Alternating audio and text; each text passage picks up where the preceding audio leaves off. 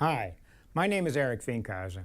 I'm a senior researcher and conversation analyst at the Palo Alto Research Center. We are doing research for Xerox's important customer care business by studying the interaction between customers and agents. Part of what makes working in a call center so difficult is that customers often call in very frustrated. Yeah, this is about my fifth call. I'm unable to get a hold up north at 814 area code. My mother has this text from says it's not their problem, it's a long distance connector or director. Sorry about that. And he told me to call you guys back. This happened a couple months ago too. There's something wrong with the lines. Oh, I'm sorry about that. So right now the 9062 is not able to make calls. What's going on with it exactly? Okay, again, nobody listens. Would like to speak to a manager there. I am unable to use my phone to call my mother. How should an agent respond to this kind of frustration? In this podcast, we're going to take a look at empathy as an interactional resource for call center agents. Most agents in our call centers focus on the facts of the customer's problem and not on how the customer experiences the problem. This is understandable, as all the agents can do is to figure out what services the customer may be eligible for. However, failing to respond to the customer's experience can lead to interactional challenges. As an example, take this customer who calls in with battery life problem for a new phone. But this new phone, like I say, I've only had it just over a month, and it's really not holding its charge. It's a brand new phone. Okay. With his okay, the agent displays understanding, but does not address the customer's negative experience with her brand new phone. I mean, as soon as I charge it, it goes to a full battery, and then when I take it off charge, within an hour it went down to 3 bars, and now it's only got 1 bar on it.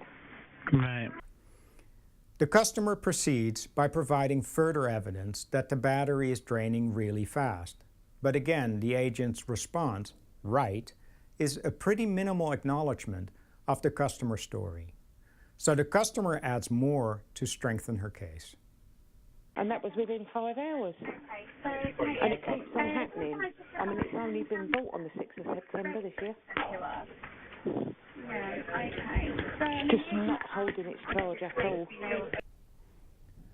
Note how the customer started with really not holding its charge, and now says the even stronger, not holding its charge at all. By repeating that, she indicates that it's the end of her story. It is time for the agent to take action. But now the agent does not respond at all, so after a brief pause, the customer adds yet more. I mean, it's quite important because I look after my grandson, and my daughter-in-law was trying to ring me the other day. She got all panicky and came home from work because she couldn't get in touch with me. And then I realised the battery had gone again on me. So now her grandson and her daughter-in-law become part of this customer story, showing how the bad phone impacts her personal life. Clearly, the customer thinks something should be done. We notice this pattern in many other calls as well. A customer calls up with a problem and describes a negative experience.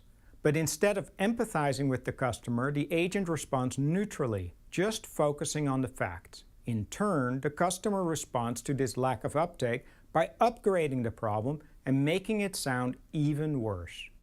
I mean, it's quite important because I look after my grandson.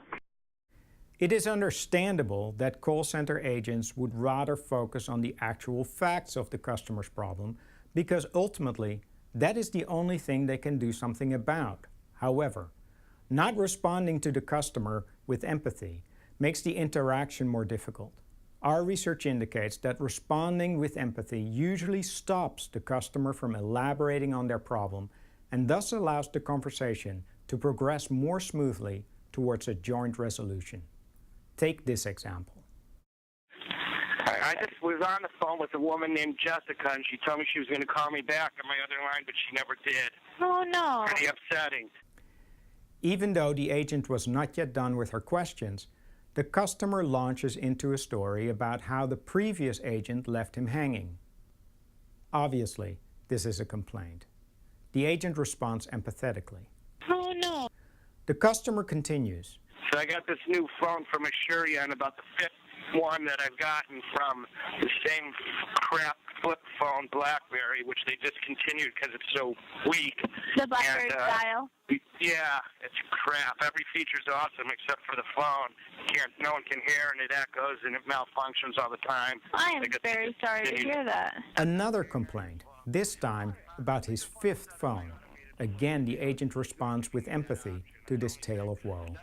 I am very sorry to hear that. Note how the strongly empathetic, very sorry, is fitted to the strength of the customer's disdain for his own phone.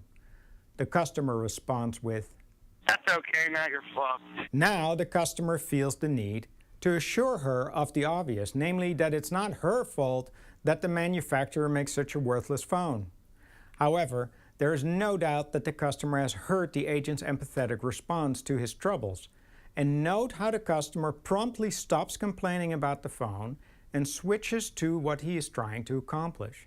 I just want to set up my automated voicemail. It's not giving me that option. It's only saying, You want to set up your what? then you can set up your name, then record your name, then record your greeting. I just want the automated one where the woman comes on and says, "This is 310, blah, blah, blah." It didn't give you that option. No, it did not give me that.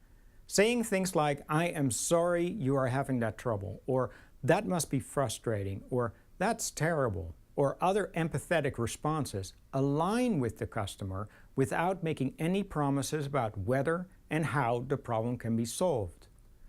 When an agent is empathetic with the customer will feel like they are being heard and cared for, thus enhancing customer service. And showing empathy makes the call more efficient because the customer does not have to elaborate on their problem and turn it into a big complaint in pursuit of an empathetic response. Ultimately, being empathetic should lead to greater job satisfaction for the agents because in the end, they care about their customers and their conversations with them.